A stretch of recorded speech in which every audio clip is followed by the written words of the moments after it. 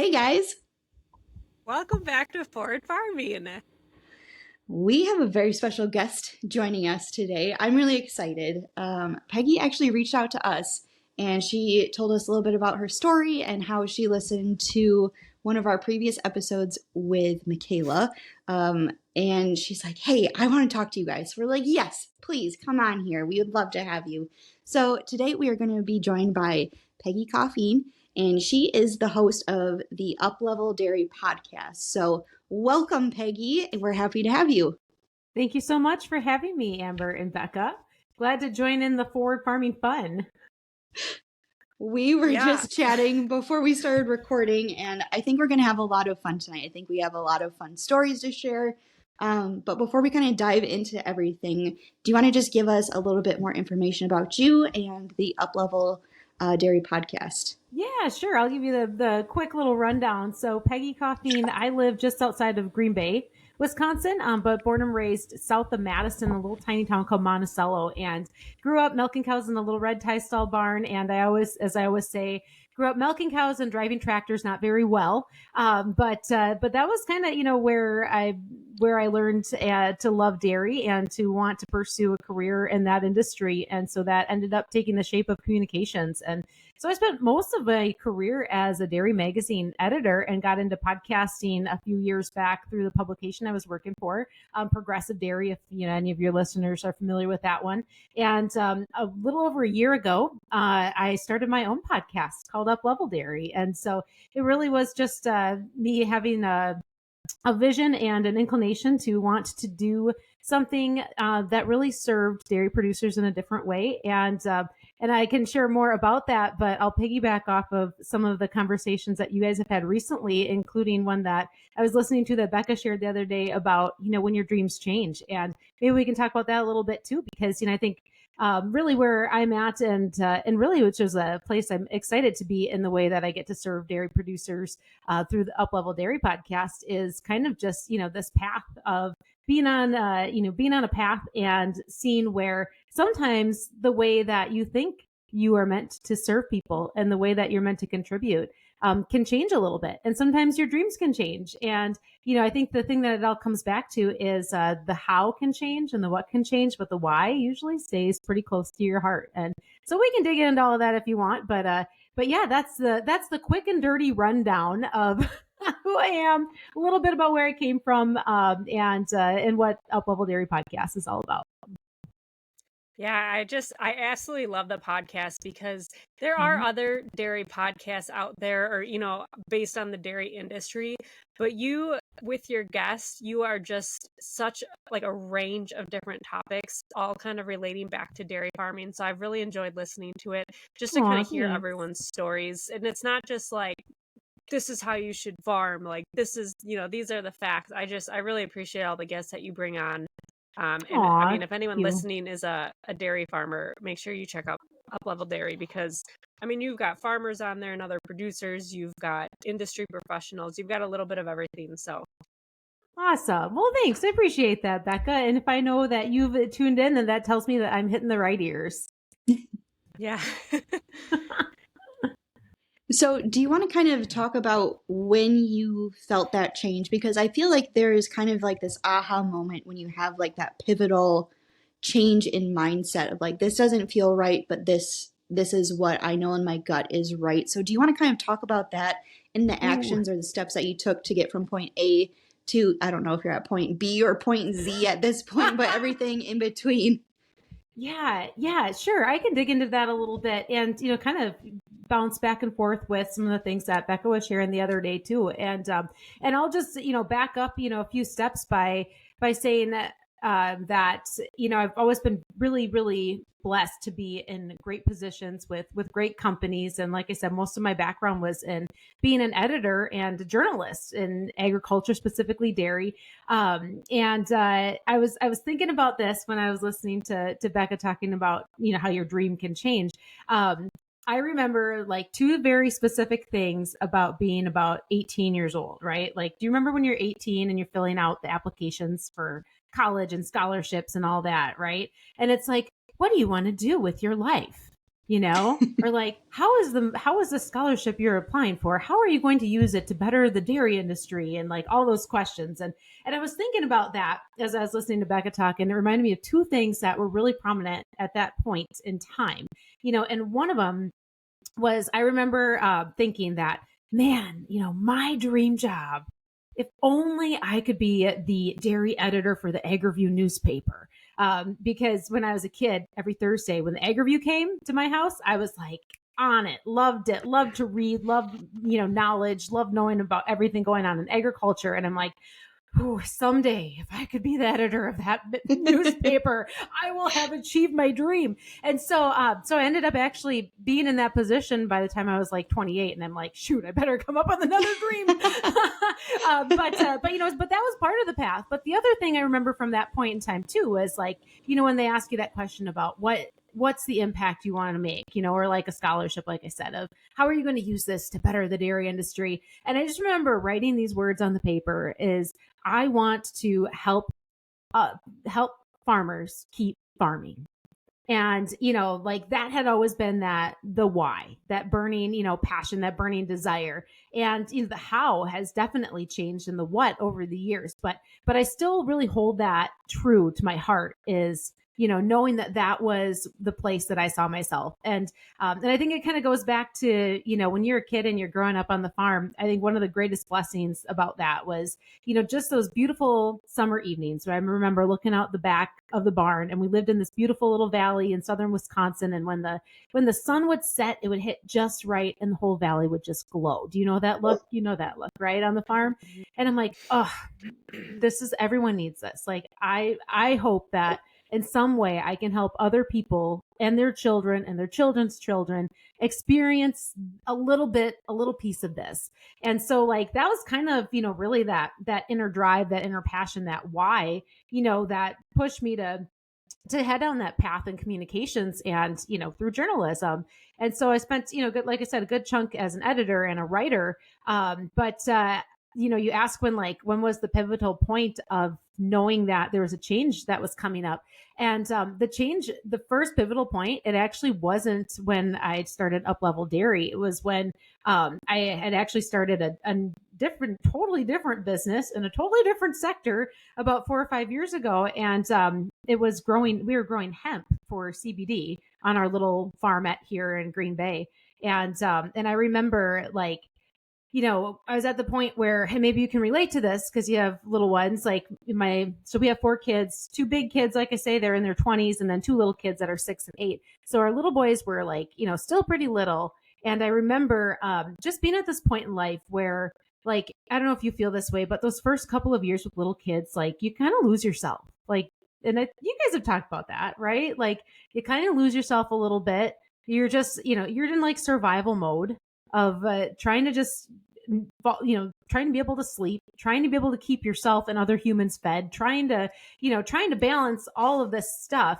And I was just kind of coming out of that phase, right? Like the survival phase. And I kind of looked around and I was like, I'm so lucky. I've got a great husband. I've got a great job. We've got a beautiful family. We've got this, pretty little farm. And I'm like, why is it not enough? And that's a big, guilt laden question when it starts coming into your mind. Right. And have you had that? Have you felt like that? Yeah.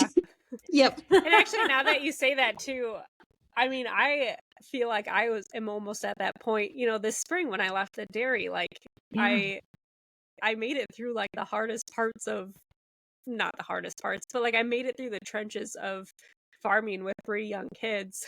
Yeah. And then all of a sudden it was just this isn't what I want right now. This isn't feasible anymore. But I never really put the timing together until you just said that.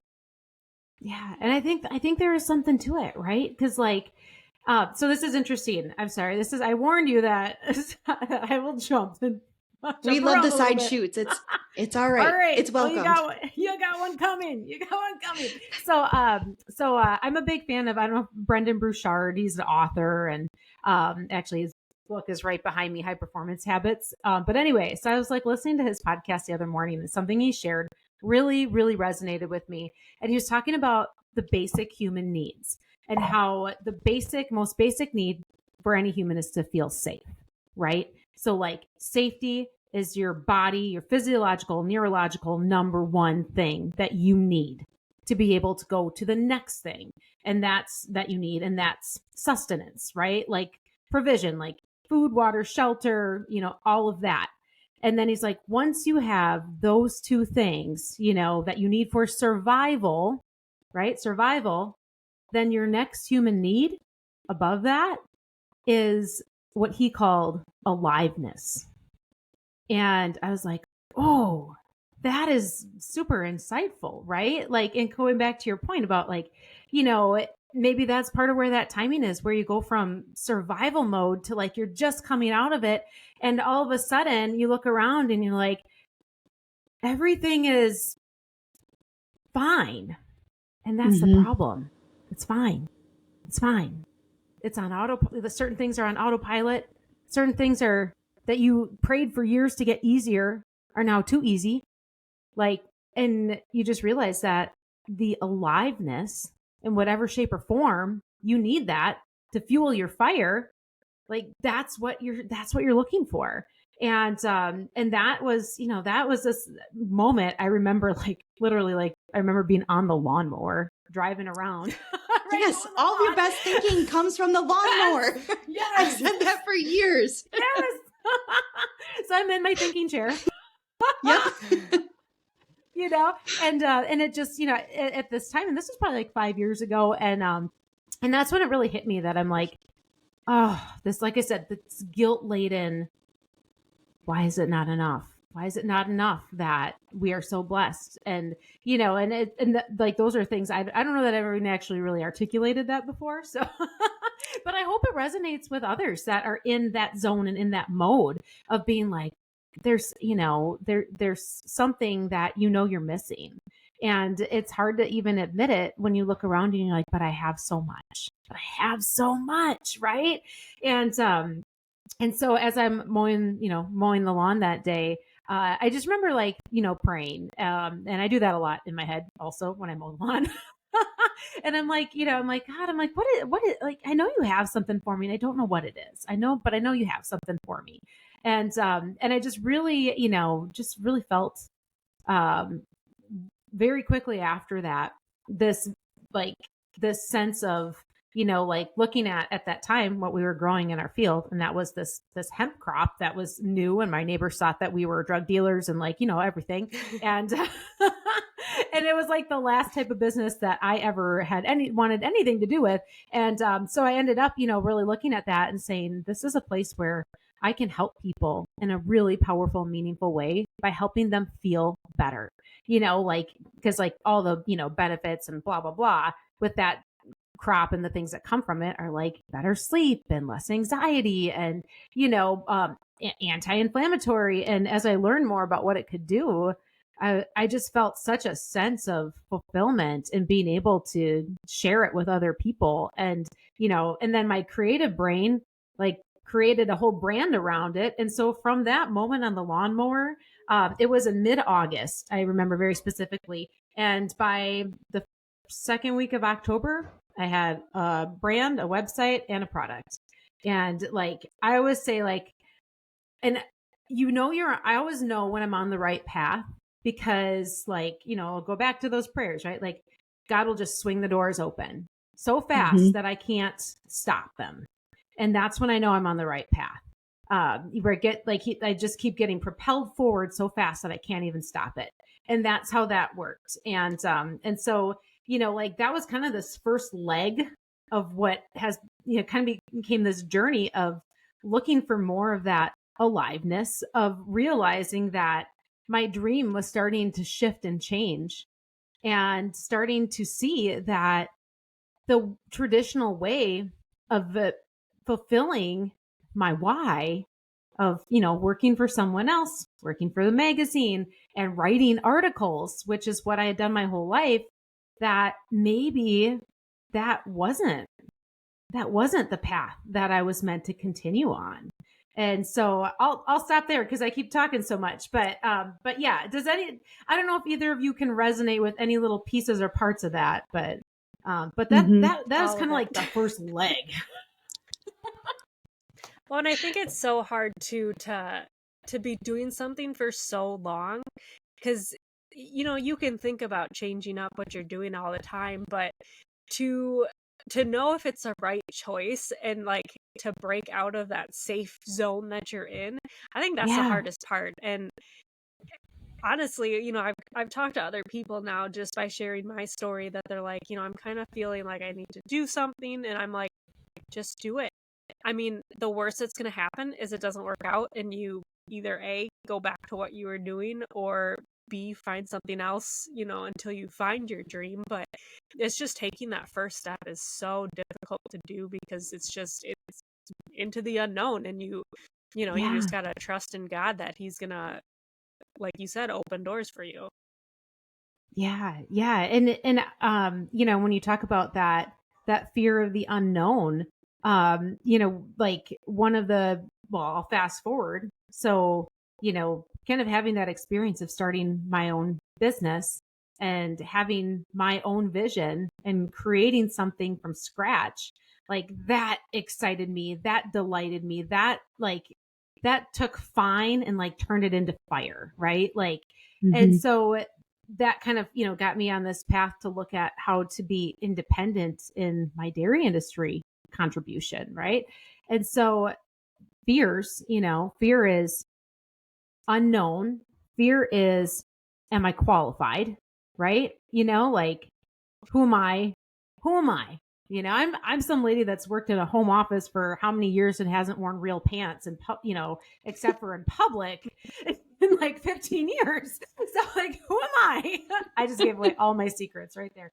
I'm like, who am I to do it?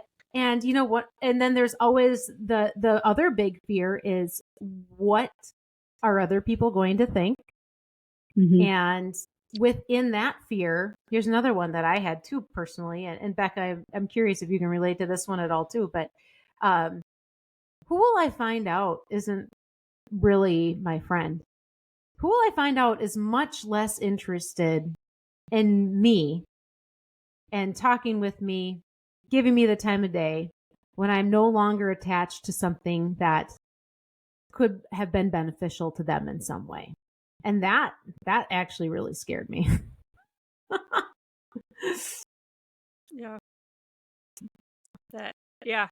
I mean, I can relate to that. Considering I still consider myself part of the dairy industry because, well, obviously I still work in the dairy industry. I still have cows, like all the things. But when I like announced on social media that I was leaving the farm job, um, I I was like disinvited to a conference that I was supposed to go to with a group of dairy farmers, Mm. and that cut deep because I'm like, literally all this year, all the years of experience I have in the dairy industry, but since I'm leaving my full-time position on a farm, I'm not qualified to go and represent dairy farmers anymore. Like, that probably hurt the worst out of anything else. I mean, I think along the way too, relationships that I thought were stronger maybe aren't so much anymore. But I think, that's just part of the growing pains too. Like, overall, I don't look back. I know that I made the right choice for my family, so it's like, what, you can't really dwell on it too much. I mean, yeah, it's sad sometimes, but you just got to move forward and find the people that are in your corner and will continue to cheer you on. Yeah. Yeah. And that's the truth. And, in response to that, and in response to that fear, I don't know if this worked out for you too, Becca. Like, what actually surprised me at the end of the day was how many more people it opened up conversation and support from.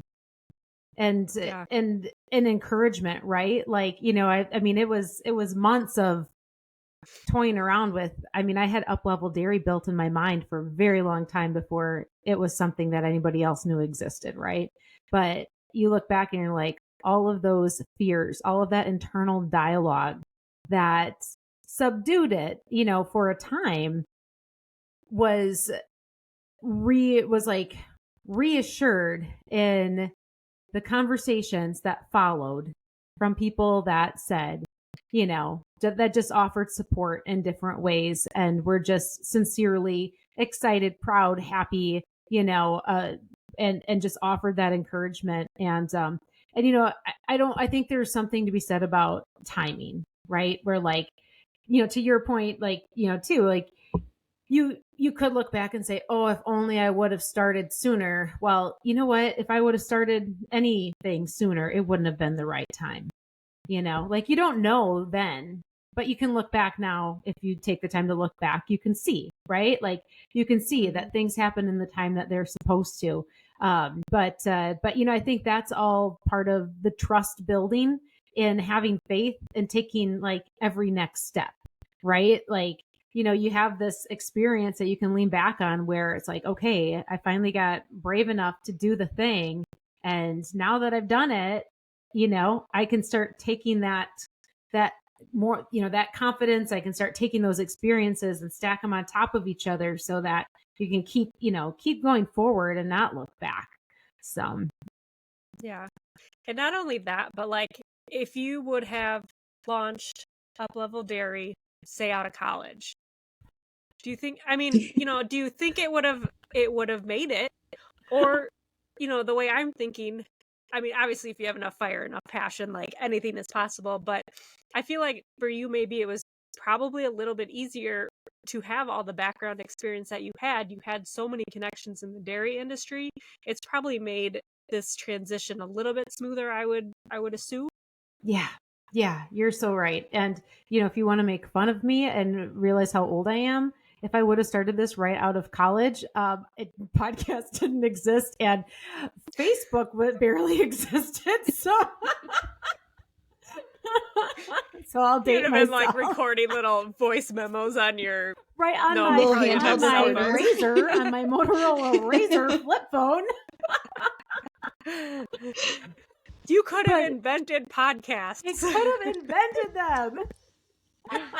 But like you're so right, and I think that's part of the path. And I think also what you see too is that your skills develop, and like look at where you're at, Becca. Like how much more positioned are you to serve farmers because of the time that you spent in their shoes? Like back, if you hadn't done that, you wouldn't bring nearly as much to the table of understanding, knowledge, experience, empathy, that you're able to do now if you hadn't had that. And so, and I think like, with younger, folks out there, that it is, you can get into the podcasting space very quickly, right? Like, you can get $200 on Amazon and you got yourself a studio, like it's so bare bones. And that's one of the cool things about it. And so I think it's really cool for people that do have that ambition and just go after it. But like for me, I would say like, to your point, like I am much better positioned to serve people in a different way because of, all of those articles that I wrote for years and years and years.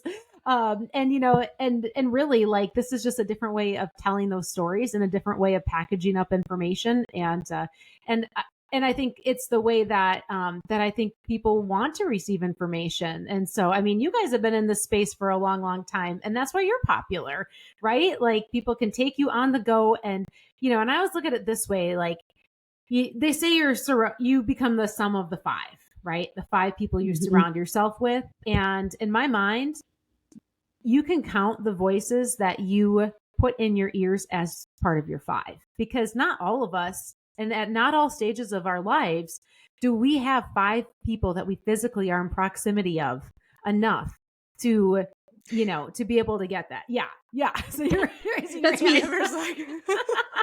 I have to say, I really started noticing this because I didn't really listen to a lot of podcasts outside of like true crime stuff. And after that says a lot. So like I noticed my anxiety was getting so bad just being a new mom, I mean, that was already bad enough. But then I started really And then focusing you're on my listening to surroundings. murders. And then I'm listening to murders, and like I have like Dateline on in the background just as like noise. And I was like, why are you doing this? This is just adding to your anxiety. So I cut that out. I don't watch it. I don't listen to that. And the difference that that has made in just like my overall being, I started really focusing on like my cortisol levels, like your stress hormones and like all this stuff. And I started meditating more. I started just being mindful of what I'm digesting like physically and like mentally, and that has just made the biggest difference. And I know you're big on mental health too as part of your brand. And I'm sure with hemp and CBD, that kind of all ties together. So do you kind of want to segue a little bit and talk about like your mental health side of things and what all you put into building your brand to what it is today? Yeah. That's a And big so, segue. yeah. And well, and it's interesting because like, so I have like two brands, right? Like I've got the CBD brand, it's called Pre, and I can tell you a little story about that. And then I got, my podcast brand, and they may seem like two totally separate worlds, but at the end of the day, like the root and heart of both of them is exactly the same, because both are all about helping people to realize that there is greatness and goodness in them, and that there's more in life for them, and that they have more potential to live, to serve, and to love, the life that they have here on this earth while they're here, than they could ever even imagine. And, on the podcast side, it's about equipping people with, a little bit of inspiration, knowledge, that sort of thing to help them with that. On the CBD side, it's about a natural alternative to help you get a good night's sleep, and to be able to release the tension that builds up in your mind and your body, and that causes you to be in pain, that causes you to not sleep. And so, really, even though like it might seem like they're two such different worlds of things, and they are, but at the same point, like my belief and why I'm passionate about both of them, it all comes back to that same core thing. And it's so much of it starts with, with our own way that we view ourselves, our connection with our faith, our connection with how we take care of our mind and our body, and how interconnected those things are.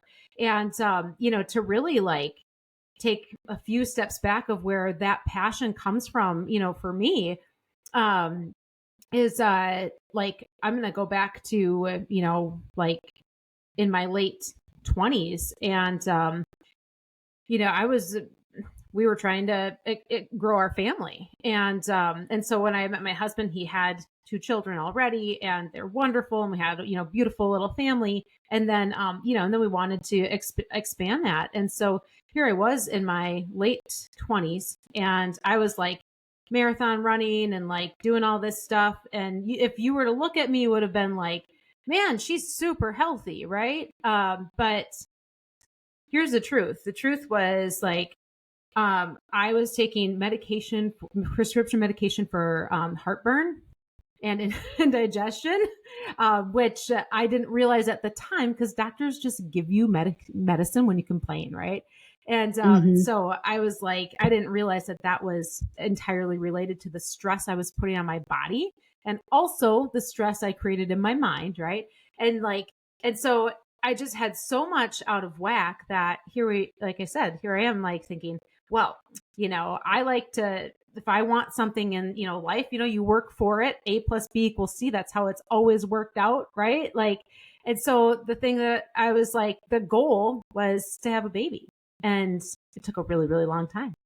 And that whole experience, and that whole process of that not being easy is what kind of started me on a little bit of a journey and some wake up calls for beginning to understand that the stress you put on your mind and your body impacts you at such a deep level that it can impair your metabolic function, your physiological function.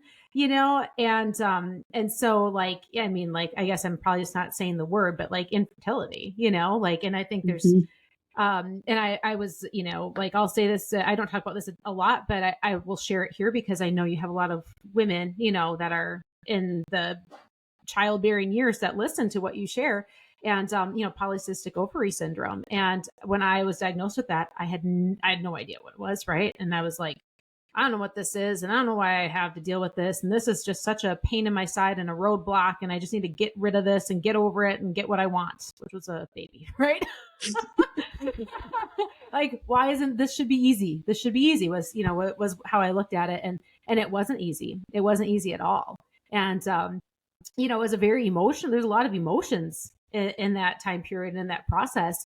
But that is really what started to eventually, wake me up to the fact that, like, there's a connection between your mind and your body. And if you neglect one or both of them, or force either of them to do things that they are not meant to do, and stress them out and don't give them rest and don't fuel them properly, they don't work. And as much as you can fool yourself to thinking that you're high functioning and high performing, and it's that's that term that people like to say, high functioning anxiety. Yeah, it's really not. Like, you're really not functioning. You're just trying to make yourself feel better. Right? But that was kind of the space that I was in for, for a few years of like dealing with that. And that is what helped me, to start thinking more and bigger and wider about taking care of myself in a different way. And, back again to the path, all of those little experiences that I can talk about now, that I couldn't really talk about for a long time because we didn't, like, people didn't always talk about that stuff. Right. But I share it now because I think it could help someone else. And when I started to really address how I was handling my stress levels, and how I was treating my body, that was when I finally was able to have, one of our little boys, and then the next one. And so, like, that was such a pivotal piece of the whole early on journey of really, like, coming to terms with the fact that there is something to our mind, our body, and our soul, coming together. And if we try to separate them out from each other, that's when we run into problems. And sometimes the problems don't show up until it's something big. And for me, that was what that something big was. So I don't know if that answered your question, but I hope other people can just grab some little nuggets that are helpful from that part of the story too. Yeah, I think there's a ton to unpack there. And like, I feel like I'm kind of going through a similar journey there with like PCOS and trying to figure out the balance of everything. And it's so difficult because it's not something that doctors talk about. I mean, if the last time I went in, I was complaining about gaining so much weight so fast, the first thing they told me was, well, try running instead of lifting weights. It's like, that's not going to solve my problems. I basically told them to fuck off. Sorry, but I was like, this is bullshit advice. Like, maybe they told me to cut back on eating meat. They said, well, stay away from red meat, eat more like white meats. I'm like, this is not, I said, I'm sorry, I'm not going to do that. And I just shut off my brain for the rest of that appointment. And it was so frustrating. And to just dive into like this mental health side of things has been a huge game changer, and how I feel, how I sleep at night, just overall, like, obviously I don't look the way I did before babies. And, that was kind of like a big hurdle to get over, but it's like, my body is this way because I made a baby, and I should be so grateful for that. And just change your whole view on things is a real mind fuck, like to get over that hurdle. It's so difficult. So yeah. I really want people to listen to your story because you explain it so beautifully. So I'm going to push people towards you. If you're struggling with this side of things, go find Peggy and listen to her. Oh gosh. Well, it's one of those things, like, we keep talking about, you look at the path, right? And like at that time when you're in it, it's horrible, right? It like, sucks, yeah. Yeah. And you create so much additional emotion around it, right? Like Mm-hmm. my big thing at that point was like, why can I not do the one thing that every woman is meant to do? And Mm-hmm. why can't I control it? Why can't I control it? You know? And You then make the me cry. doctor thing was really yeah, I cried a lot back then. And then they get, and then you're on like all these hormone shots and like talk about a roller coaster. Yeah. But that's I think one of my frustrations now when I look back is I had no idea what questions to ask and I had no idea like, so for you to be able to at least, it's horrible that you had to sit in a doctor's office, that you took time out of your day and that you had to pay somebody to And to tell you pay those them to things. tell me that, it's like, this And is that's not, yeah. horrible. It's a horrible. But I Yeah. applaud you for making the choice to shut your brain off to that, because it's nonsense. And like, the PCOS thing, what's incredible is this is crazy. I have today 0 symptoms, 0. And like, I hope only women listen to this podcast, right? Do only women listen? Basically, yeah. Okay, good. Mostly. So You're I good. went from 0 cycle for years and years and years and years to now clockwork. Mm-hmm. And it's crazy, but I've heard other people that's happened to as well. Mm-hmm. But it very much, if I were to like make a timeline, that flip of a switch, and it flipped like, it very much lines up with when I started,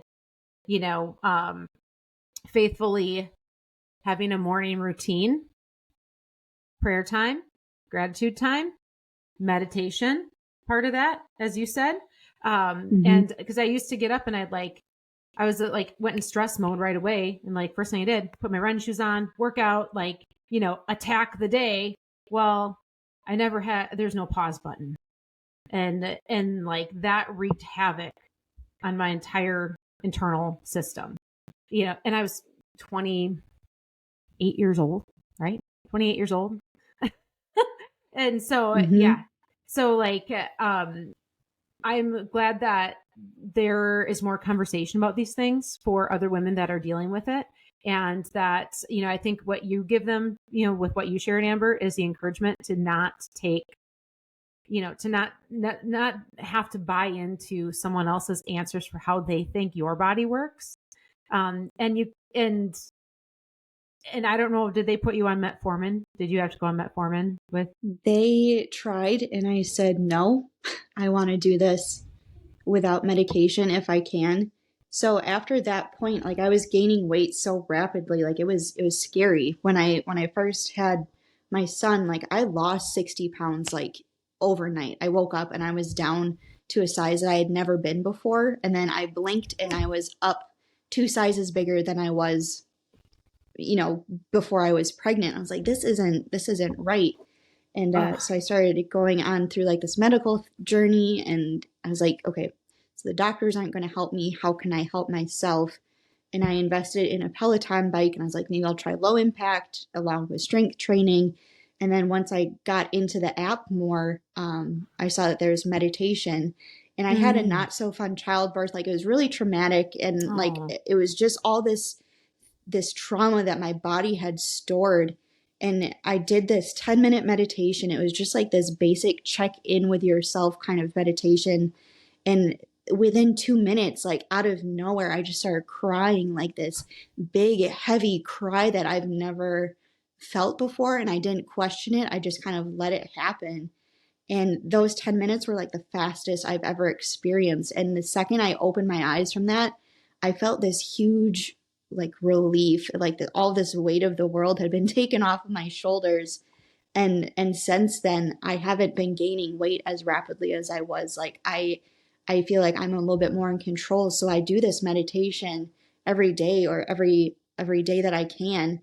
And I just feel so clear and so free, I guess, after doing it. And it's just such a great and positive way to start my day, and not stress, like I like to work out in the mornings, but if I start with a meditation, that kind of brings me a moment of peace instead of just like that instant stress like you were talking about. So that has been, and my cat, she's going to make an appearance here. So her and the meditation and my cat have been have been a game changer. So what you're saying, I can attest to as well. It's insane how your body just holds on to these stresses and reacts negatively in ways that you might not even think about. So if you're in like the similar situation, here's two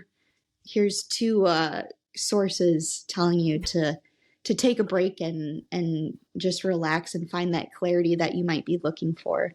Yeah. And and I don't know if it was like this for you, Amber, but when I first started like trying to meditate, it was very hard. It was very hard.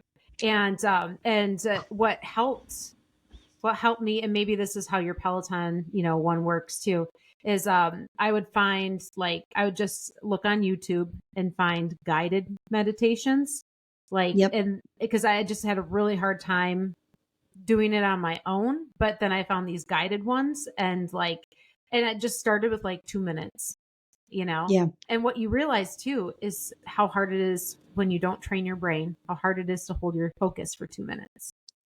And that's it's awakening so hard. also. Yes. I need to try it guided. I tried. Yeah. Oh yeah. It's all guided. I can't just flip my brain. I think I have a whole YouTube folder if you want it. You know what else I'll do though is I never thought to look on YouTube. Oh gosh, and here's the thing is there's so much that you just got to like pick something and go with it. Otherwise you'll like cause more stress scrolling looking for the right one, right? The right meditation. There is no wrong one, right? Well, actually there are some that are better than others, but you still have to, just pick something and just do it for 2 to 5 minutes and build it up. And what I actually find is what I will do when I'm working, when I need to go into deep work mode on the computer and stuff is, I'll pop in my earbuds and I will listen to meditation music, and I will actually just search for focus music. And it's going to be similar to meditation music, but it just kind of helps me to, really just get my head in the right zone and right space and kind of get back to that place that you get in meditation, but in a way that helps me work more focused and more efficiently. And that's what I do for deep work mode is because here's the other thing is it's kind of like a meditation's like a rubber band for your brain. Like the more you can stretch it a little bit and then it'll go back. And the more you do it, you can keep stretching a little bit further, and just keep stretching a little bit further. And eventually it'll stretch out a little bit more, but you got to keep doing it because otherwise you're going to go back. Right? Do you find that too, that keeping it as a routine, a habit, a practice, that's the secret. That's the secret to having having an actual lasting impact, that hits you at a level that's deep inside, like you said, Amber, with helping to release some of that stored stuff. And that is for real. That is a for real thing. Like how much we harbor, how much we store, and how much our body responds to it, and when we can release and have that relief, to your point, that's when your body leveled out too. And and it's a real thing. And I found that too, even just in the way that I've managed my health and all that too, is I can tell what's going on, with my body based on what my practices are for taking care of my mind, and they connect very closely. So, gosh, I feel like we just had a full therapy session today. So that was. Do we need to pay that you? Was great. I know. What's your Venmo? Can we do this every week? I have been looking for. I was thinking about picking up another side gig, but I was gonna say here's another door opening for you. We'll do it under the table. It's fine. Yeah, it's fine. Well, but for real though, I think the value that I hope there is in this conversation is what you're hearing from me is 10 years of stuff I had to figure out, feeling very much alone. And if it helps someone else fast forward in their journey of, whether it's trying to have a baby, dealing with stress, being able to, they use this term like take charge of your health or whatever, which I really don't like because that alludes to control. And so much of what causes the root of stress, and anxiety, at least for me, was control, right? Like you're trying to control all of these things. And then we like have this dialogue or this, these phrases about taking control of your stress level. Well, it actually is stress inducing to think about it like that,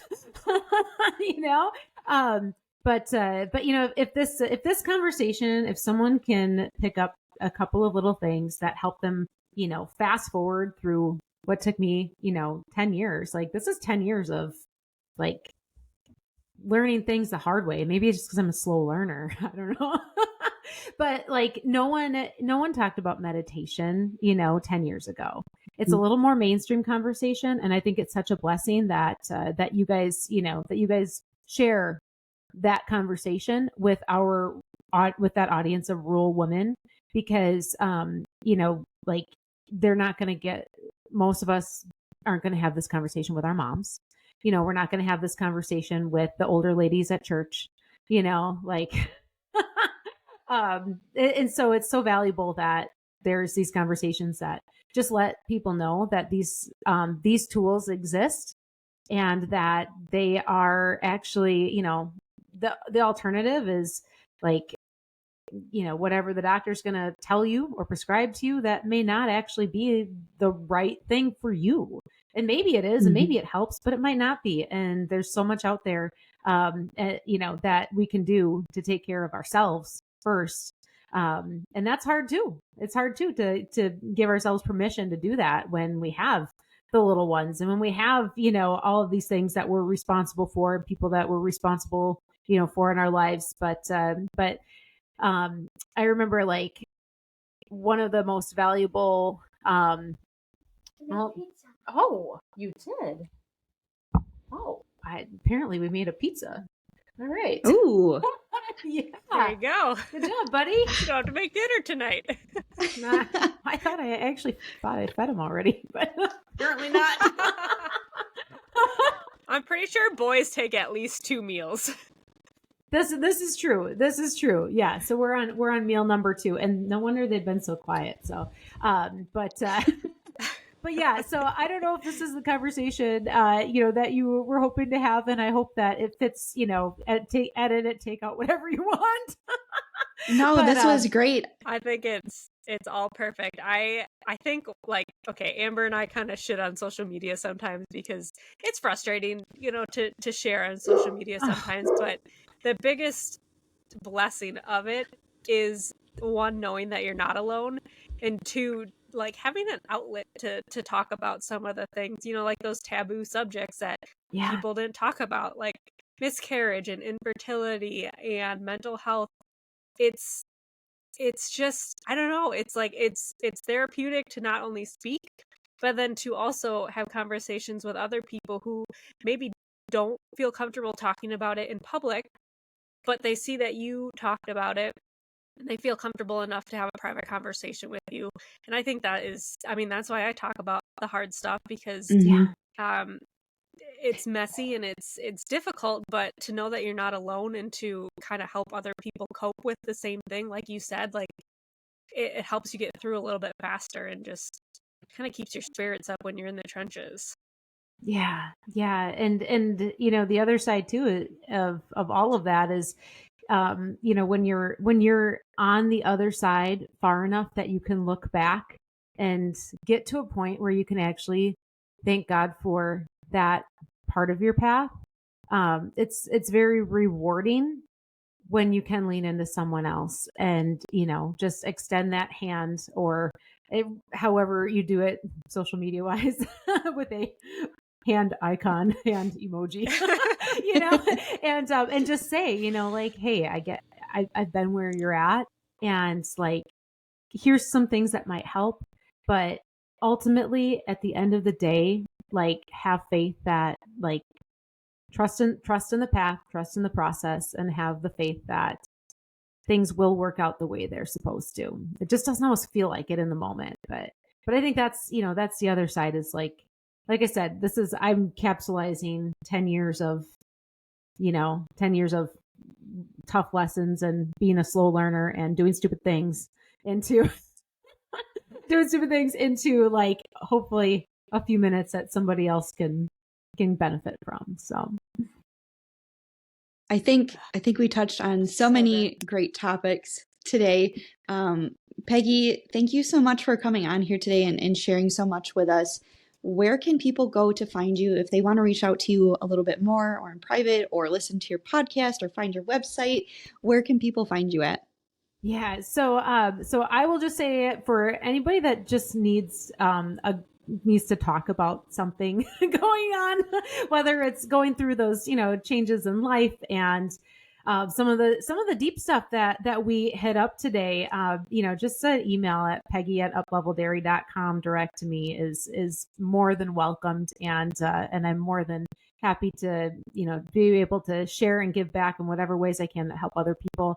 But if you want to check out the podcast, it's Up Level Dairy Podcast, and that's on Apple and Spotify and YouTube and all your favorite places.